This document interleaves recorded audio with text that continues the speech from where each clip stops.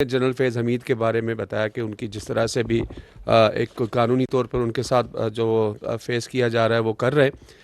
میرا اس سے question related یہ ہے کہ جب جنرل فیض حمید کو ڈی جی آئی بنایا گیا تھا تو ان سے پہلے جنرل نوید مختار تھے، پھر جنرل باجوہ کا بھی ایک اہم عہدے پر آ کر فائز ہوئے۔ تو آپ نہیں یہ سمجھتے کہ جب جنرل فیض حمید کو لایا جا رہا تھا تو ان کے اندازہ نہیں تھا کہ وہ اس طرح سے ایک سیاسی جماعت کے ساتھ جا کے سمپتھیز لیں گے، ان کے ساتھ ان کے قریب جا کر ان کو بہت زیادہ ان کو فیور کریں گے؟ تو آپ کیا سمجھتے ہیں کہ ان کے جو یہاں تک لانے پر، اس عہدے تک لانے پر، ان دونوں شخصیات کے کردار کو آپ کس نظر سے دیکھتے ہیں، جیسے جنرل باجوہ صاحب ہیں اور جنرل نوید مختار صاحب ہیں؟ دیکھیں، یہ آئی ایس آئی کا جو ڈائریکٹ باس ہوتا ہے وہ کون ہوتا ہے؟ پرائم منسٹر ہوتا ہے۔ تو آپ نے اس وقت کے وزیر اعظم کا تو ذکر نہیں کیا۔ پوائنٹ از کہ یہ جو اپنا، میں پہلے بھی کہہ چکا ہوں کہ جو ہمارا جو احتساب کا عمل ہے نا، وہ بالکل شفاف ہے، سخت ہے، کڑا ہے، but it does not work on allegations. وہ ثبوت و شواہد پہ کام کرتا ہے، یہ نہیں کہ الزامات پہ کام کرتا ہے، وہ ثبوت و شواہد ہوتے کے اوپر کام کرتا ہے۔ پہلی بات تو یہ۔ دوسری بات یہ ہے کہ اس میں اگر کوئی بھی فرد، چاہے وہ کسی بھی عہدے پر ہو، کسی بھی رینک پر ہو، اگر وہ قواعد و ضوابط اور قانون کے باہر جاتا ہے تو فوج کا جو سسٹم ہے سیلف اکاؤنٹیبلٹی کا اور باقی جو ڈسپلن کا سسٹم ہے، یہ اس کو واپس قانون کے قاعدے میں لے کے آتا ہے۔ اور یہ بھی آپ دیکھ بھی رہے ہیں، یہ جو کارروائی ہو رہی ہے، this is a exactly what has happened, کہ کوئی باہر گیا تو واپس اسے لے کے آیا۔ یہ جو اپنا اس پرٹیکولر کیس کے اندر جو اپنی ذاتی حیثیت میں ذاتی فائدے حاصل کرنے کے لیے جو کام کیے گئے، ان کے جو ثبوت اور شواہد ہیں وہ آپ کی جو انکوائری ہے اس کے سامنے ہے۔ جو ہماری پریس ریلیز تھی اس میں ہم نے آپ کو یہ بھی بتایا تھا کہ ریٹائرڈ آفیسر پہ یہ الزام بھی ہے کہ انہوں نے ذاتی مقاصد کے لیے مخصوص سیاسی عناصر کے اعماء پر قانون کی اور آئینی حدود و حدود سے تجاوز کیا۔ جو آپ بات کر رہے ہیں، اگر کوئی شخص اپنے ذاتی حیثیت میں اپنے ذاتی فائدے کے لیے کوئی غیر قانونی کام کرتا ہے تو بغیر ثبوت اور شواہد کے اس کو کسی اور شخص سے منسلک کرنا مناسب نہیں ہے۔ تو یہ جو ایک آن گوئنگ جو ایکٹیویٹی ہے، جو لیفٹیننٹ جنرل ریٹائرڈ فیض حمید کا جو فل جنرل کورٹ مارشل کا کیس ہے، یہ ایک سب جوڈس میٹر بھی ہے، اس کے اپنے قانونی تقاضے ہوتے ہیں سب جوڈس میٹر کے۔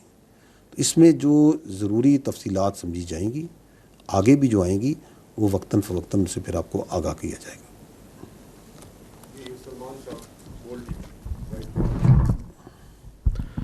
سلمان علی فرام بول نیوز۔ سر، میرا سوال بلوچستان کے حوالے سے ہے۔ اس وقت بڑی زیادہ کنسرن ہے پورے ملک کے اندر بلوچستان کے معاملے کو لے کے۔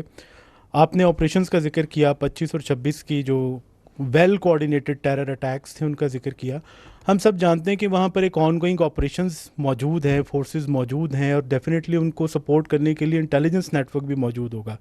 تو کیا آپ نہیں سمجھتے کہ آپ کے آن گوئنگ آپریشنز کے باوجود آپ کے جو انٹیلیجنس نیٹ ورک ہے اس کے ہوتے ہوئے بھی یہ اتنا بڑا ویل کوآرڈینیٹڈ اٹیکس ہوئے، تو یہ آپ کی جو فورسز جو کہ وہاں پر کارروائیاں کر رہی ہیں پہلے سے موجود ہیں، اور جو آپ کا انٹیلیجنس نیٹ ورک ہے، تو کیا اس کے اوپر یہ ایک بہت بڑا کویسچن مارک نہیں ریز ہوتا کہ یہ کیا آپ کا نیٹ ورک جو ہے، آپ کی فورسز جو ہیں، کیا ان کی کیا پرفارمنس ہے؟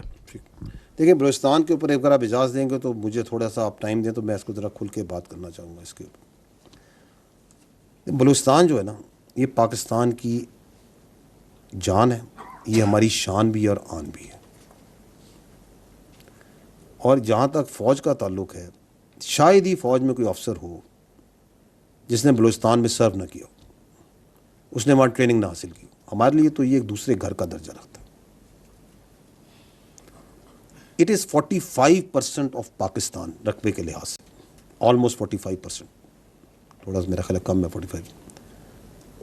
اور اس کے مقابلے میں اگر پاکستان کی آبادی 25 کروڑ ہے تو بلوچستان کی جو آبادی ہے وہ 14-15 ملین ہے۔ تو جو ایک زیادہ رقبے میں کم آبادی کی وجہ سے جو مسائل ہیں وہ وہاں حقیقتاً جنم لیتے ہیں. تو this we first need to understand. اور یہ کہ یہ بلوچستان جو سا ہے اس میں خالی بلوچ نہیں ہے، اس میں پختون بھی ہیں، اس میں براہوی بھی ہیں، اس میں ہزارہ جات بھی ہیں، اس میں سیٹلرز بھی ہیں اور دیگر قومیں بھی آباد ہیں. اور اسی طرح جو بلوچ ہیں وہ پاکستان کی کثیر تعداد پاکستان کے دوسرے علاقوں میں، وہ پنجاب میں، سندھ میں، کشمیر میں، گلگت بلتستان میں، خیبر پختونخوا، ہر جگہ ہیں. نہ صرف آباد ہیں بلکہ وہاں کی معاشرت میں اور معیشت میں رچے بسے ہوئے ہیں. تو کہنے کا مطلب یہ ہے کہ بلوچستان اس حسین امتزاج کا نام ہے جو پاکستان ہے. اینڈ مور دین دیٹ، اگر آپ دیکھیں تو بلوچستان کی تاریخ، تہذیب، تمدن کو دیکھیں تو یہ مسکن ہے انتہائی جفاکش، غیور اور ذہین لوگوں کا. آپ ابھی ریسنٹ ایگزامپلز اٹھا لیں، اسرار خان کاکڑ، قلعہ عبداللہ کا، he is the president of the Oxford Student Union. Shahzeb Rind ہے، وہ میں خیال 20 سے کچھ سیکنڈ ہوں گے اس میں انہوں نے وہ انڈین اپنے حریف کو چت کر دی، بلوچستان کا. آپ کی آوران میں جو خاتون وہاں کی پہلی ڈپٹی کمشنر عائشہ زہری ہیں، اگر خواتین کی بچیوں کی بات کرتے ہیں، شی از اے بلوچ. آپ کیچ میں جائیں، وہاں پہ قصبہ ہے بلیدہ، اس کے ڈاکٹر عبدالصمد یار جان از دی فرسٹ جو خلائی سائنسدان ہے جو کیمبرج یونیورسٹی میں پاکستانی، پہلا پاکستانی جو سائنسدان ہے. ابھی کی بات کریں، یہ جو موسیٰ محب اللہ موسیٰ جنہوں نے اپنی جان پہ کھیل کے لوگوں کو بچایا. یہ ہے بلوچستان کی حقیقت، یہ ہے اس کا اصل پوٹینشل، یہ ہے جس کو ہم کہتے ہیں کہ یہ ہماری آن ہے، شان ہے اور جان ہے. اور اگر میں فورسز کی بات کرتا ہوں تو there are many officers, soldiers جو فوج میں ہیں، جو آپ کے ایف سی میں ہیں، جو بلوچستان سے ہیں. شاید ہی بلوچستان میں کوئی ضلع ہو، کوئی جگہ ہو، کوئی قصبہ ہو جہاں پہ شہیدوں کی قبریں نہ ہوں، قانون نافذ کرنے والے اداروں کے شہیدوں کی قبریں نہ ہوں، جنہوں نے اس ملک کی خاطر جان نہ دی. تو we must first understand what is Balochistan. یہ جو ڈی سی پنجگور ہے، ذاکر بلوچ شہید، ان شہیدوں کے نام لیں، یہ بلوچ ہمارا فخر ہے. آپ کے صحافیوں میں محمد صدیق مینگل شہید، پولیس میں بات کریں نواز گشکوری شہید، لیفٹیننٹ جہانگیر مری شہید، ابھی 2024 میں شبیر بلوچ شہید ہمارے سپاہی. اور کتنے شہداء ہیں اس بلوچستان کے جنہوں نے اس ملک کے لیے جان دی. دس از واٹ بلوچستان از. اب اس بلوچستان کے اندر جو سا ہے وہ بیانیے بنایا جاتا، بیانیہ بنائے جاتے ہیں.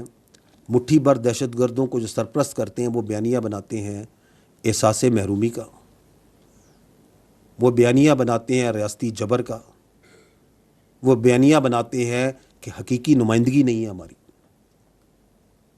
بالکل بناتے ہیں. ہمارا کام یہ ہے کہ let us cut through these بیانیاز، ان کی حقیقت دیکھیں. کیونکہ آپ جب ان بیانیوں کو، یہ جو میں نے آپ کے سامنے حقائق رکھے ہیں، ان زمینی حقائق اور باقی حقائق کے ساتھ رکھیں گے تو آپ کو ان کے بیانیوں میں تضاد نظر آئے گا، جھول نظر آئیں گے. احساس محرومی کا بیانیہ، اس سال بلوچستان کا جو بجٹ ہے وہ تقریباً 750 ارب روپے ہے. اس میں سے 520 ارب وفاقی حکومت نے دیے، تو 70% وفاق نے دیے. یہ ہے حقیقت. ایکسپلائٹیشن اور ریسورسز کی بات کرتے ہیں، یہ بیانیہ بناتے ہیں نا، یہ جو سرپرستی کرتے ہیں ان مٹھی بھر دہشت گردوں کی.